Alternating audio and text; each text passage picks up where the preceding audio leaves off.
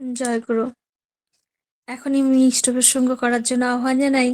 আজকে আমরা একজনকে খুব ভালো মানুষকে পেয়েছি, যেমন মনের মানুষ এবং বিশিষ্ট আ সভাপতি ঋত্বিক, শ্রদ্ধেয় অসিত বরণ বিশ্বাস দাদাকে পেয়েছি, যিনি আমাদের কলকাতা থেকে যে আন্দামান যায় এমভি হর্ষবর্ধন, তার চালক ছিলেন তিনি। তার ঘটনা আমরা কিছু শুনতে চাই দাদার কাছে। দাদা, শ্রদ্ধেয় দাদা, আপনি যদি আপনার জীবনে দয়ার কথা বলেন একটু। জয় গুরু।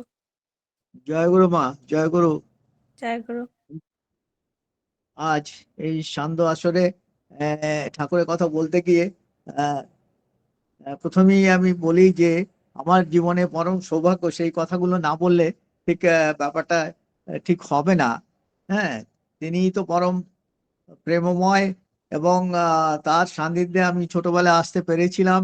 অবশ্য সেটা অ্যাক্সিডেন্টালি বলা যেতে পারে যে আমি বেড়াতে গেছিলাম 1965-এ। হ্যাঁ, তখন আমার বয়স 11 ছিল, 11 বছর 2 মাস। হ্যাঁ, তখন তো দীক্ষার জন্যেও যায়নি, নাম নেওয়ার জন্যও যায়নি, কোন বেড়াতেই গেছিলাম অ্যাজ এ স্টুডেন্ট, বাবার সঙ্গে বেড়াতে গেছিলাম। এবং তখন পরম দয়াল শ্রী শ্রী ঠাকুর নিরালে নিবেশে সমাসীন ছিলেন, খালি গায়ে। মানে সেই জুন মাসে গরম, ভীষণ গরম। সেই ডেটটা সম্ভবত 18 জুন, 17 or 18 জুন। হ্যাঁ, যখন সেই হাফ প্যান্ট পরা অবস্থায় সেই যুগে যখন গিয়ে ঠাকুরকে দেখতে পেলাম, কি বলবো, সেই অপরূপ দৃশ্য যে এতটা আকর্ষণীয় হতে পারে আমি কখনো জীবনে ভাবিনি। কখনো যে এই পুজো করা ইত্যাদি এইগুলো উপর খুব একটা বিশ্বাস আমার ছিল না। কারণ পড়ালেখায় ছোটবেলা থেকেই ক্লাসে ফার্স্ট হওয়ার বাড়ি থেকে একটা চাপ ছিল, সেই চাপের মধ্যে পেরে উঠতাম। এবং আমার ঠাকুরদাদাও টিচার ছিলেন, তারই স্কুলে, তারই প্রতিষ্ঠিত স্কুলেই আমার পড়াশোনা শুরু হয়। এবং আহ নিজের উপরই নির্ভর করতাম যে আমাকে পড়তে হবে, আমাকে ক্লাসে ফার্স্ট হতে হবে। হ্যাঁ, আর কোনো কারণে তো নয়, আমাকেই করতে হবে। তো কিন্তু যখন পরম দয়ালকে দেখলাম, তখন আমার মনের মধ্যে কি, মানে সেই আকর্ষণ এখনো তো আমি চোখটা বন্ধ করলে আমি যেন দেখতে পাচ্ছি, এরকমই মনে হয়। হ্যাঁ, যতক্ষণ তিনি বসেছিলেন আমি ততক্ষণ তার দর্শন করেই চলেছিলাম। সেটা সম্ভবত 17 জুন 1965। তো এই একদিন তো দেখলাম, এইটা আমার বাবা এবং তার বন্ধুর সঙ্গে বাবা এসেছিলেন। হ্যাঁ, আমাকে ছেড়ে দিয়ে তারা কোথায় চলে গেলেন। কিন্তু যখন আমাকে নিতে এলেন সেই মানে নিরালি মিশনের প্রাঙ্গণের সামনে, এই পশ্চিম দিকের দিকে আমি দাঁড়িয়েছিলাম, তখন তার পরদিন আমরা শ্রী শ্রী ঠাকুরের চরণে একদম যেখানে তিনি বসেছিলেন সেখানে গিয়ে যখন নিবেদন করা হলো দীক্ষার জন্য, এবং আমি আমার নাম বললাম। হুম। এবং শ্রী শ্রী ঠাকুরই আহ দয়া করে তিনি ঋত্বিক, আমার ঋত্বিক দীক্ষা দাদা ঋত্বিককে ডেকে দিলেন, অজিত দাকে, এই অজিত একে দীক্ষা দিয়ে দে। এই হলো। তারপরে যে এই যে যে আকর্ষণ, সেই আকর্ষণে প্রতি মাসেই আমরা যেতাম, কারণ তখন আমাদের অবস্থান ছিল জামশেদপুরে, ওভারনাইট জার্নি ছিল। তো প্রত্যেক মাসে বাবা রেলের চাকুরি তো কর্মচারী ছিলেন, অতএব আমাদের যাতায়াতে কোনো অসুবিধা হতো না। এটা তো গেল একটা কথা। এই সেই সৌভাগ্য আমার হলো দীর্ঘ 3.5 বছর কি 4 বছরের কাছাকাছি, যে আমার যে তার দর্শন এবং করার, দর্শন এবং প্রণাম করার যে সৌভাগ্য এটা হয়েছিল, সেই আকর্ষণ। হ্যাঁ, তারপরে যখন আস্তে আস্তে বড় হলাম, হঠাৎ করে বাবা চলে গেলেন। কিন্তু এই যে বাবা চলে যাওয়ার পরে আমি তো আচার্য দেব শ্রী শ্রী বর্দাকে পেলাম। এবং তার নির্দেশে এই যে যে আপনি যে মেরিন ইঞ্জিনিয়ারিং কথার কথা, যে জাহাজের চাকরির কথা শুনতে চাইছি, এটাও কিন্তু তারই দয়া। শ্রী শ্রী বর্দার ইচ্ছাই এই মেরিন ইঞ্জিনিয়ারিং পড়লাম, এবং তার ইচ্ছাতেই সম্ভব হলো। Otherwise it was not possible for me. Economically আমার পক্ষে কিছুতেই সম্ভব ছিল না। কিন্তু কেন জানি না, তখন বিশ্বাস হয়ে গেছিল যে তিনি যা বলেছেন সেইটাই করা লাগবে। পয়সা কোত্থেকে আসবে সেটা আমার জানা ছিল না। যাই হোক, সব ব্যবস্থা হলো।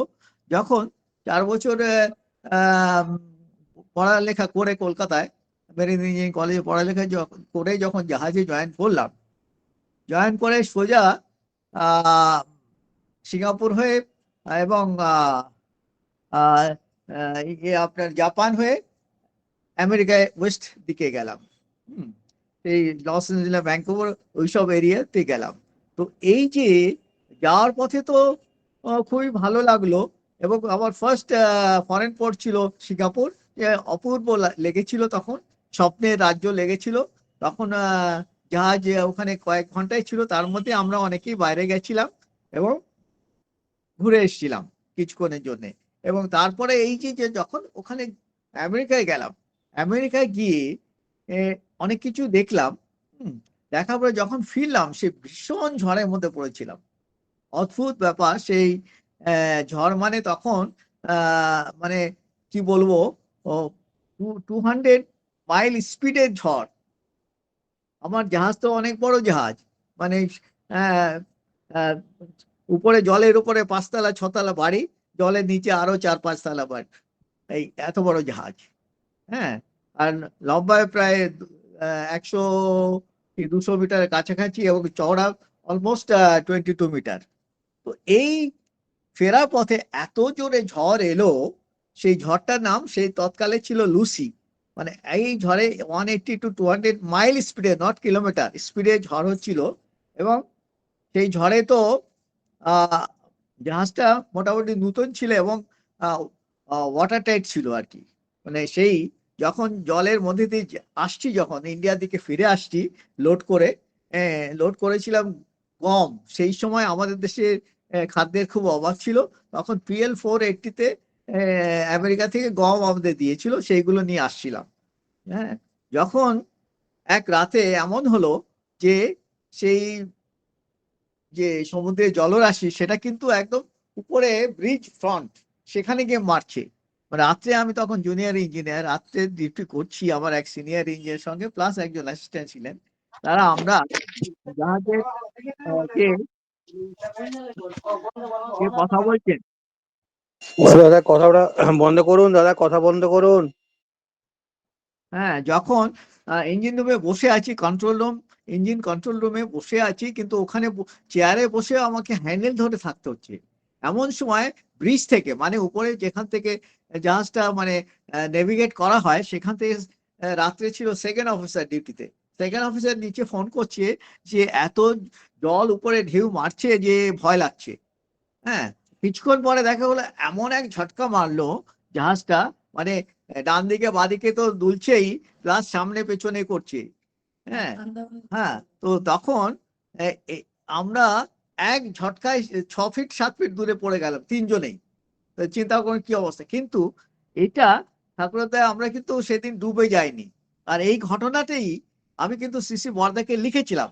তখন তো না ইমেল ছিল, না স্যাটেলাইট ফোন ছিল। যখন আহ, এই আমার চিঠির রিপ্লাই এলো, তখন কিন্তু লিখলেন যে তুই ছিলি বলে এতগুলো লোক বেঁচে গেল। প্রায় 66 জন লোক জাহাজে ছিলেন, নাবিক এবং as well engineer, as well সবাইকে মিলে।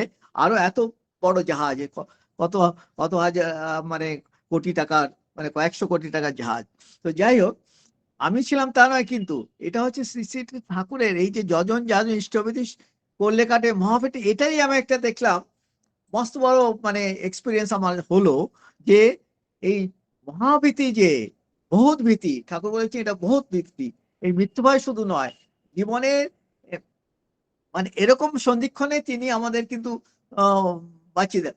অথচ সেই সময় আমার চারিদিকে জাহাজের, আমার আশেপাশে চারিদিকে অনেক জাহাজ ডুবে গেছিল, আমরা কিন্তু ডুবিনি। এটাই কিন্তু অদ্ভুত ব্যাপার। যাই হোক, এরপরে যখন এই যে আন্দামানের কথা যেটা বললেন, যে আমার এটা সৌভাগ্য হয়েছিল যে শ্রী শ্রী ঠাকুরের দর্শন তো হলোই, তার আহ সঙ্গ যে 3.5 বছরের যে ফিজিক্যাল যে দর্শন ইত্যাদি এগুলো পাওয়ার সৌভাগ্য তো হলোই। তারপরে শ্রী শ্রী বরদাকে দেখলাম এবং তারও বিশেষ অন্তরঙ্গ ও মানে কি বলবো, খুব ক্লোজলি থাকার সৌভাগ্য হয়েছে। কারণ আমার গার্জেন বলতে তখন তিনিই ছিলেন, পিতা ছিলেন না। অতএব আমি যাই ইনকাম করতাম আমি মার হাতে তুলে দিতাম বাড়িতে। এবং যখনই আহ আমি কলকাতায় ফিরতাম, তখন তো কলকাতায় থাকতাম, যখনই কলকাতায় ফিরতাম তখন কিন্তু আমি চলে যেতাম, নেক্সট ডেতেই চলে যেতাম দিয়ে ঘরে। সেই অতএব সেই টানটা তখন হয়ে গেছিল আমার গার্জেন প্রতি। এবং এবং যখন ফার্স্ট ভয়েস করে যখন ফিরলাম, তখন কিন্তু জাহাজ যখন কলকাতায় এলো আমেরিকা থেকে, তখন জানলাম যে শ্রী দাদা কলকাতা 68 সূর্য সেন ইনস্টিটিউটে এসছেন। তো ছুটে গেলাম সেখানে। ছুটে যাওয়ার পরে তিনি এমন একটা কাজের মধ্যে ঢুকিয়ে দিলেন আমাকে এবং আমার আরেকজন গুরু ভাই, যে জাহাজে ক্যাপ্টেন হয়েছিল আমারই ব্যাচমেট, যে চিদানন্দ পাল, ক্যাপ্টেন চিদানন্দ পাল। আমরা দুজনে এই মেদিনীপুরের লোক। যাই হোক, আহ, তিনি আমাদের একটা কাজের মধ্যে ঢুকিয়ে দিলেন। এবং সিসি বর্দা এককালে বলেছিলেন যে যেদিন তুই চিফ ইঞ্জিনিয়ার হবি আর চিদানন্দ ক্যাপ্টেন হবে, একই জাহাজে যাবি। আমি মানে দাদার কথা বলেছিলেন যে সিসি দাদার কথা বলে আমি আন্দামানে পাঠাবো। কিন্তু সেই ঘটনাটা যখন আমি চিফ ইঞ্জিনিয়ার হলাম, তখন ক্যাপ্টেন চিদানন্দ তখন ফরেন কোম্পানি জয়েন করেছে। তখন সিসি দাদা বললেন যে তুমি তুমি করতে পারো। যাই হোক, তখন এই হর্ষবর্ধন জাহাজটা আমি চ্যালেঞ্জ দিয়ে নিলাম কোম্পানি থেকে। তা দিতে চাইছিল না, বললাম না আমাকে দিতেই হবে। হ্যাঁ, চ্যালেঞ্জ করে তখন নেওয়ার পরে তারা আবার ছাড়তেই চায় না, যখন জাহাজের উন্নতি হলো আর কি, ইমপ্রুভমেন্ট হলো। যখন এই জাহাজে করে যখন যায় আন্দামান থেকে, মানে কলকাতা থেকে যখন আন্দামানের দিকে যাচ্ছি, হ্যাঁ, এটা ওয়েদার তো খুব ভালোই ছিল, ফেয়ার ওয়েদারে। তখন মনে হয় টিচার্স যে যায়, যাত্রীরা যায় টিচার্স, ওই সময়টা তখন ফুল জাহাজের 750 প্যাসেঞ্জার প্লাস 100-র উপরে আরো নাবিক এবং কর্মচারী ইত্যাদি ছিলেন। তো যখন আমরা কলকাতা থেকে যখন আমরা স্টার্ট করি, তখন কি হয়, ওই পাইলট যে নিয়ে যায় কলকাতা থেকে, হ্যাঁ, রিভারে করে যে মানে কোথায় জল আছে কম কম বেশি এই সব যে দেখিয়ে নিয়ে যায়, সে আসতে দেরি করেছে, 1 ঘন্টা দেরি করেছেন আসতে। তখন কি হয়েছে, তিনি বললেন যে ফুল স্পিড চাই। হ্যাঁ, আর সকালবেলা কি হয়েছে, জাহাজটা আমরা গার্ডেনারিস থেকে রাত্রে তো পোর্ট থেকে বেরিয়ে এলাম, গাড়ি নিচে ওখানে অ্যাঙ্কার করা হলো, কারণ টাইড আসার পরে জল বাড়লে তখনই জাহাজ যেতে পারবে। যখন আমরা স্টার্ট করলাম সকালবেলায়, তখন আমি অলরেডি ঘুম থেকে উঠে গেছি এবং মানে আমি ইঞ্জিন রুমে জাস্ট গেছি ওখানে। তখনও উপরে চা তৈরি হয় না, আমি বললাম যাই ইঞ্জিন রুমে যাই ঘুরতে, এমনি মনে হলো চলে গেলাম। গিয়ে তখন আমি নিজেই ম্যানুভারিং মানে নিজেই জাহাজটা তখন ওখান থেকে চালাতে শুরু করলাম, স্পিড বাড়ানো কমানো ইত্যাদি, হ্যাঁ, as per the requirement of the pilot. Pilot যখন বললো ম্যাক্সিমাম স্পিড চাই, জাহাজটা স্পিড ছিল 16.5 নটস। তো ম্যাক্সিমাম স্পিড যখন দেওয়া হলো, পাইলট কিন্তু এটা সামলাতে পারেনি। যখন হলদিয়ার কাছ দিয়ে আমরা কাছাকাছি যখন একটা অলমোস্ট রাইট অ্যাঙ্গেল ইসে টার্ন ছিল, সেই টার্নে যখন জাহাজটাকে ঘোরাতে যাবে, কারণ জাহাজ তো চলছে ম্যাক্সিমাম স্পিডে, তো পাইলট ঘুমাতে পারেনি এবং ওটা গিয়ে সোজা একদম রিভারে যে তীরে তীরে যে মাঠের মধ্যে জাহাজে মাথা ঢুকে গেল, একদম পাল বাজবো, সে আর বেরোয় না। এখন আমি নিজে ম্যানুভারিং করছি, আর হঠাৎ করে দেখি যে জাহাজটা চলছিল, হঠাৎ করে উপর থেকে দিল যে অ্যাস্টার্ন মুভমেন্ট, মানে তুমি পিছিয়ে চলে যাও, ফুল অ্যাস্টার্ন, মানে ফুল স্পিডে পিছিয়ে আসতে হবে। তো আমি জাহাজটাকে রিভার্স করে, ইঞ্জিনটাকে রিভার্স করে যখন পিছনে আসছি, বারবার ওরা এই করছি, কিন্তু কিছুই হচ্ছে না। তখন আমি আমার জুনিয়র ইঞ্জিনিয়ার যে সেকেন্ড ইঞ্জিনিয়ার আমার সঙ্গে ছিল, আমি বলে দেখো কি ব্যাপার, উপরে গিয়ে একবার দেখে আসি। তো বলে যে জাহাজ তো আটকে গেছে। যাই হোক, জাহাজ যেতে পারলো না। কিন্তু এটাই আশ্চর্য যে যেখানে জাহাজের মাথাটা সেই মাটির মধ্যে ঢুকে গেছিল, তার পাশেই ছিল কিন্তু একটা জল, ওই গঙ্গা থেকে জল নিষ্কাশন করে জলের যে কি বলে ওটাকে, জলটা শহরে পাঠানো হয় হলদিয়াতে, সেইখানে সেই যে গঙ্গার মাঝখান থেকে অলমোস্ট সেখান থেকে জলটা নিয়ে যাচ্ছে, সেখানে যে স্ট্রাকচারটা ছিল তার থেকে মানে একদম কাছে, নট ইভেন 10-15 মিটার হবে, এতটা দূরে গিয়ে জাহাজে মাথা ঢুকে যদি ওই লোহার স্ট্রাকচারে লেগে যেত, তাহলে কি হতো, কত লোক মারা যেত, জাহাজে জল ঢুকে যেত, কত কি হতে পারতো। কিন্তু এটাই আশ্চর্য যে এটা আমাদের কিছু হলো না। হ্যাঁ, যখন জাহাজটা তো আর ওখান থেকে বেরোলো না সকালে, মানে সকালে তখন আমরা আর ওটা 9টা নাগাদ আমরা বের করতে পারলাম না, 9টা-10টা বেজে গেছে। বিকালের টাইট যখন এলো, তখন আর একটা টাকা না হলো পেছন দিকে টেনে বের করাবার জন্য, এবং ইঞ্জিন স্পিড দিয়ে তখন আস্তে আস্তে জাহাজটাকে বের করে নিয়ে তখন আবার আমরা আন্দামানের দিকে চললাম এবং আন্দামানে গিয়ে চেক করা হলো কোনো ক্ষতি হয়েছে। প্রথমে তো জাহাজটা যে ওখান থেকে ছাড়ার কথা ছিল না, কিন্তু আমরা বললাম না কোনো ড্যামেজ হয়নি। সমস্ত ট্যাঙ্ক এবং যেখানে জল যাওয়ার সম্ভাবনা সেগুলো চেক করে দেখা গেল যে সবই ঠিক আছে, কোথাও জল বাড়েনি, কোথাও কমেনি। অতএব জাহাজটা চললো এবং যখন আমরা পোর্ট ব্লেয়ারে পৌঁছালাম তখন ওখানে সার্ভেয়াররা এলো এবং ওগুলো চেক করে দেখা এবং সিসি ক্যামেরা দিয়ে, আন্ডার ওয়াটার ক্যামেরা দিয়ে দেখা হলো কোনো ড্যামেজ হয়েছে কিনা। যাই হোক, এটাই ঠাকুরের দয়া যে এত বড় একটা ঘটনার মধ্যে আমরা কিন্তু বেঁচে গেলাম। এরকম ঘটনা আমার জীবনে প্রচুর হয়েছে, এটা তো একটা ঘটনা। হ্যাঁ, এরকম হয়েছে। তাই আমরা, এটা একটা ব্যাপার হলো। এই তারপরে এখন বলতে চাই, এখন বর্তমান যুগে ঠাকুর কতগুলো কথা আমাদের বলে গেছেন, কিন্তু যে আমি যে কথাগুলো দেখুন 19 এটা বলেছিলেন শ্রী শ্রী ঠাকুর। এটা 1900 এটা হচ্ছে 1919 সালে ঘটনা। তখন ঠাকুর একটা কথা বলেছিলেন, এটা ছিল শুক্রবার দিন 16ই শ্রাবণ 1326 সাল, বাংলা সাল। ঠাকুর বলছেন, যেসব কথা আমি সহজভাবে বলছি তাই অনুসরণ করলে, এই আমাকে অনুসরণ করলে আমার মতোই অনুভূতি পাবে। এ কথা আমি জোর করে সার্টিফাই করতে পারি। যা সব বললাম, কেউ যদি নাম করে আর এইসব চিন্তা করে, এই ধ্যান করে, তবে তার সর্বার্থ সিদ্ধি হয়ে যায়। দেখুন কি সুন্দর কথা তিনি বলেছেন, যে এই এইটুকু কাজ যদি আমরা করতে পারি তাহলে কিন্তু আমরা পার পেয়ে যাব। আবার ঠাকুর আরেকটা জায়গায় আরেকটা কথা বলেছেন, এটা তারপরে প্রশ্ন করা হয়েছিল যে আমরা কেমন করে চলতে হবে। তখন ঠাকুর বলছেন যে এটা 23/1/1949 ঘটনা। দেখুন, আমাদের বাঁচবার, আমাদের ভালোভাবে থাকার এবং রাজাধিরাজ হয়ে থাকার যে তুকগুলো তিনি বলে গেছেন, যজন যাজন ইষ্টপতি স্বস্তি সদাচর আছেই, তারপরে যে আমাদের যে তার প্রতি নিষ্ঠা, ভালোবাসা এবং একানুরক্তি, এই তীব্রতা, এগুলো যে ক্রমাগত এগুলোতে চাই। হ্যাঁ, তিনি বলছেন, সকলকে আমি কই, মানুষ আপন টাকা পয়সা যত পারিস মানুষ ধর, এই বুদ্ধি নিয়ে চলো। আর মানুষ ধরার মূল উদ্দেশ্য হবে ইষ্ট স্বার্থ পূরণ। এই যদি করে চলতে পারো, তোমরা প্রত্যেকে রাজাধিরাজ। তোমাদের মধুসূদনের হাড়ি শূন্য হতে না হতেই পূর্ণ হয়ে উঠবে। This is the divine economics of পরমপিতা। Rejoice, resort, resound and perennially resourceful. তার মানে এই পরমপিতার স্বর্গীয় অর্থনীতি। আনন্দ করো, এই নীতি নিজ জীবনে প্রয়োগ করো। এই কথা বারবার তিনি কিন্তু বলেছেন। আমি যা, আমার কথা গেলে তোমার জন্য চিন্তার এবং বলার খোরাক মতন না হয়। হ্যাঁ, এটা আমাদের বাস্তব জীবনে প্রয়োগ করতে বলেছেন। হ্যাঁ, আর চতুর্দিকে ঘোষণা করো এবং নিরন্তর ঐশ্বর্যশালী হয়ে চলো। কত বড় আশীর্বাদ তিনি দিয়েছেন। আর এই কথাই আজ আমরা দেখতে পাচ্ছি, পরম পূজ্যপাদ শ্রী শ্রী আচার্যদেব আমাদের এই কথাই বলছেন। এই গত ঋত্বিক কনফারেন্সে এই যে ঘুরে এলাম 31 আর 1 জানুয়ারি 2026-এ শ্রী শ্রী আচার্যদেব যে কথাগুলো বললেন, যে আমাদের শুধু ঠাকুরকে বললে কেউ হয়তো ইষ্টপতি ছেড়ে দিয়েছে, আমি বললাম ইষ্টপতি করো, যজন জন ইষ্টপতি করলে কাতে মহাবিতি, এই করলেই হয়ে যাবে, নাম করো, সব কিছু হয়ে যাবে, এই সব করলে হবে না। মানুষকে তাদের বাস্তব সলিউশনটা দিতে হবে।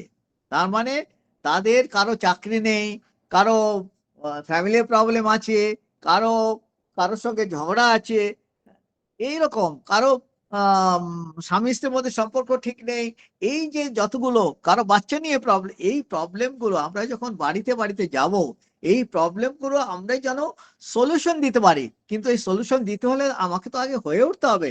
সেই হয়ে ওঠার জন্যে ঠাকুর যেমন যেমন করে চলতে বলেছেন, তেমন তেমন করে আমাকে চলতে হবে। যজন যাজন ইষ্টপতি স্বস্তি সদাচর তো করতেই হবে। প্লাস আমার মধ্যে যদি সেই একানুরক্তি হওয়া চাই, একানুরক্তি, তীব্রতা আর ক্রমাগতি, এই তিনটে জিনিস যখন হবে, তখনই দেখা যাবে যে আমার চলন বলন এমন হতে হবে যাতে করে মানুষ আমার প্রতি আকৃষ্ট হয়। আমার প্রতি আকৃষ্ট হলেই তো না ঠাকুরের কথা শুনবেন। অতএব আমাকে নিজেকে আগে ঠিক করতে হবে। নিজেকে আগে ঠিক করার জন্যই কিন্তু এই নাম ধ্যান করা দরকার। আমি যদি কাউকে বলি নাম করলে সব হবে, সে কি করবে? তিনি বা তারা কেউ করবেন না। তাদের আগে তার প্রবলেম গুলো কি করে সলভ হলো সেগুলো বলতে হবে। তাই তো এই ডিপি ওয়ার্কের মাধ্যমে শ্রী আচার্যদেব যেটা আজ বলছেন, ডিপি ওয়ার্কের মাধ্যমে আমরা নিজেরাও শিখি এবং আমরা মানুষের সংস্পর্শে আসতে পারি। তাই তিনি বিশেষ করে আমাদের বললেন যে এই আগামী 3 মাস, হ্যাঁ, এখন তো ওয়েদার খুবই ভালো, এই সময় যেন আমাদের বম্বে ডিপি ওয়ার্ক অতটা ভালো হচ্ছে না, সেই কথাই আমাদের বললেন। বিশেষ করে আমরা প্রায় উৎসব করে এখানে আমাদের যে উৎসব হয়েছিল, অল মহারাষ্ট্র উৎসব হয়েছিল 21শে ডিসেম্বর বম্বেতে, সেইটার পরে আমরা সবাই গিয়ে প্রায় 20-25 জন আমরা গিয়ে আচার্যদেবের কাছে আমরা যখন নিবেদন করলাম উৎসব ভালো হয়েছে এবং অ্যালবাম নিয়ে দেখালাম, তখন এই কথাগুলো তিনি আমাদের একটা স্পেশাল টাইম দিয়ে তিনি অনেক কথাই বললেন যে এই 3 মাস আমরা যেন লোকের বাড়ি বাড়ি যাই এবং তাদের যারা ইষ্টবিধি ছেড়ে দিয়েছে, কেন ছেড়ে দিয়েছে, হ্যাঁ, শুধু বললে তো হবে না ইষ্টবিধি করুন, তাদের প্রবলেম গুলো সলভ করতে হবে এবং সেই কি করে তাদের প্রবলেম গুলো সলভ করব সেগুলো দেখতে হবে কি করে করা যায়, তাকে যা সহযোগিতা।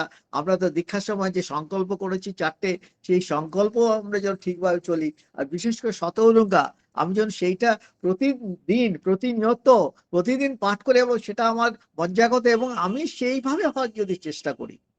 আমি পরমপিতার সন্তান, হ্যাঁ, তো আমি যদি পরমপিতার সন্তান হই, আমার মধ্যে সেই পরমপিতার গুণগুলো তো আসতে হবে। আর সেইটাই আজ পরম পূজ্যপাদ শ্রী শ্রী আচার্যদেব সেই কথাই আমাদের বলছেন যে আমার মধ্যে সেই সদ্গুণগুলো, তার গুণগুলো বাপকা বেটা বাপকা जैसे होता है, তো আমি যদি পরমপিতার সন্তান হই, আমার মধ্যে সেই সদ্গুণগুলো নিয়ে আসতে হবে। সেইগুলো আনার জন্য আমার যে রেগুলারলি যে প্র্যাকটিস, যজন যাদের ইষ্টভীতি, হ্যাঁ, সেইটা করতেই হবে এবং একানুরক্তিক তীব্রতা এটা থাকতেই হবে। তাহলে দেখবো যে আমাদের জীবনের যে প্রবলেম, সেই প্রবলেমগুলো আমরা নিজেদের মধ্যেই যে প্রবলেমগুলো আছে সেগুলো সলভ করার লজিমাগুলো সলভ করার ক্লুগুলো পাবো। সেই জন্যে যেরকম বলছেন যে প্রার্থনার ব্যাপারে, সকাল সন্ধ্যা প্রার্থনার ব্যাপারে এত সুন্দর করে বলেছেন।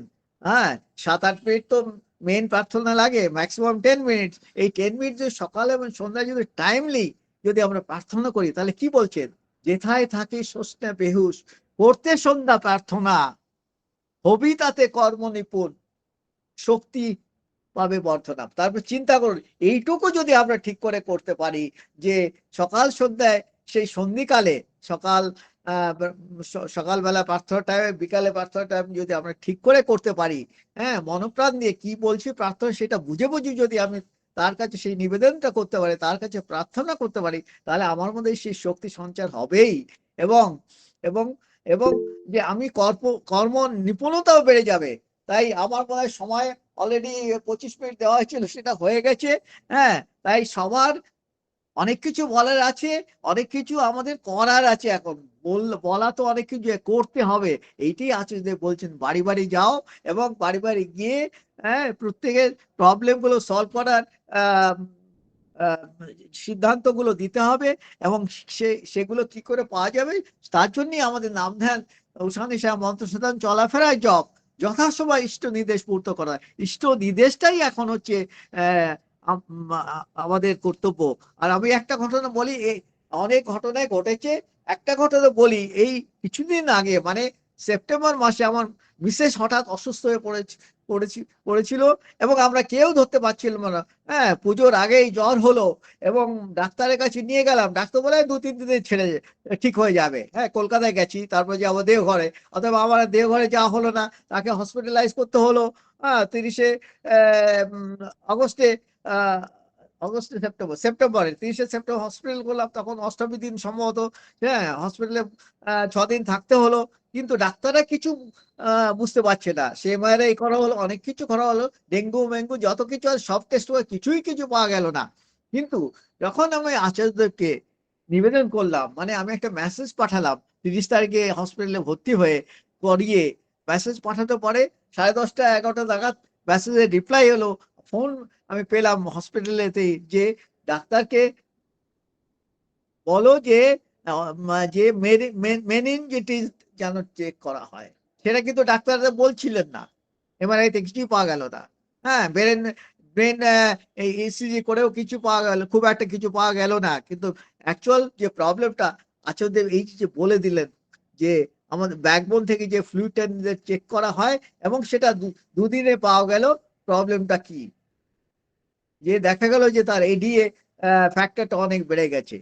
হ্যাঁ, তারপরে সে ভুল বকছে এবং ব্রেন প্রবলেম শুরু হয়েছে। তো এই যে দেখুন, আমরা আমাদের জীবনে যে আচার্য পরম্পরা শ্রী শ্রী ঠাকুর রেখে গেছেন, তাকে মাথায় নিয়ে তার উপর যে যে একানুরক্তি, তীব্রতা এবং ক্রমাগতি, তার সঙ্গে এটাই তো ঠাকুর চেয়েছেন যে হ্যাঁ, আচার্যকে কেন্দ্র করে আমাদের সামনে কিন্তু আচার্যই আমাদের কাছে লিভিং আইডিয়াল। আমার সামনে তিনি, আমি আমি যা দেখতে পাচ্ছি তিনি আমাদের লিভিং আইডিয়াল। তাকে ফলো করে এবং তার নির্দেশগুলো যদি আমরা মেনে চলি এবং করি, এই ডিপিআর কথা বলছেন, এর মধ্যেই দেখা যাবে যে হ্যাঁ, যে ভালো থাকবো, সুস্থ থাকবো, সবল থাকবো, এই যে জীবনের যে প্রবলেম এগুলো অতিক্রম করতে পারবো। তাই আমি সকলের কাছে এই আমার একান্ত নিবেদন, আমরা যেন সেই কথাগুলো মাথায় নিয়ে চলি এবং তেমন করে আমরা আমাদের জীবনটাকে পরিচালন করি এবং দেখবো শান্তি, স্বস্তি এবং স্বর্গরাজ্য এখানে নেমে যাবে, নেমে আসবে এবং জীবনটা সুন্দর হয়ে উঠবে। তাই সকলের সুস্থ সুস্থ এবং দীর্ঘায়ু কামনা করে আমি এখানে আমার বক্তব্য পরিসমাপ্ত করছি। জয় গুরু, বন্দে পুরুষোত্তম, সবাই ভালো থাকবেন।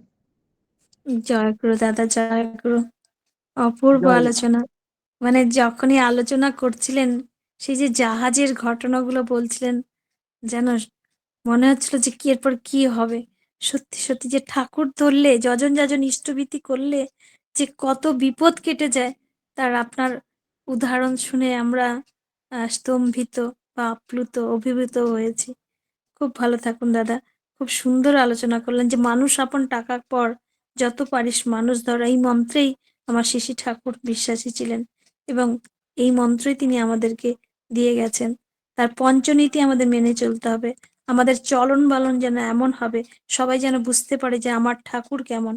শত অনুজ্ঞা আমাদের মেনে চলতে হবে। একানুরক্তি, তীব্রতা এবং ক্রমাগতি থাকতে হবে তার প্রতি। নিয়মিত দুবেলা প্রার্থনা করতে হবে, তবেই আমাদের শক্তি সঞ্চয় হয়ে আমাদের কর্ম নিপুণতা বেড়ে চলবে। এবং আমাদের আচার্য নির্দেশ মেনে চলতে হবে, যে আচার্য যে কে, তার ঘটনাও আপনি শেষে বললেন। তার কথা শুনে আমরা প্রত্যেকে সমৃদ্ধ হলাম। পরমপিতার কাছে আপনার সার্বিক মঙ্গল প্রার্থনা করি দাদা। খুব ভালো থাকুন, সুস্থ থাকুন। অনেক দিনের ইচ্ছা ছিল যে আমি এমবি হর্ষবর্ধনের কথাটা শুনবো, তাই আজকে আমার সঙ্গে সঙ্গে আরো 100টা পরিবার ছিল, তারা প্রত্যেকে সমৃদ্ধ হয়ে আমাদের সমৃদ্ধ হলাম। পরমপিতার কাছে আপনার সার্বিক মঙ্গল প্রার্থনা করি। আপনার পরিবার যেন সবাইকে নিয়ে ভালো থাকেন, এই কাতর প্রার্থনা দয়ালে রাঙা রাতুল চরণে। জয় গুরু। জয় গুরু মা, জয় গুরু, ধন্যবাদ। জয় গুরু, আপনারাও ভালো থাকবেন। জয় গুরু। জয় গুরু দাদা। ধন্যবাদ দেবেন না, আপনি এসে আমাদের লিঙ্কে যে আলোচনা করলেন, আমরাই ধন্যবাদ দেই আপনাকে। জয় গুরু দাদা।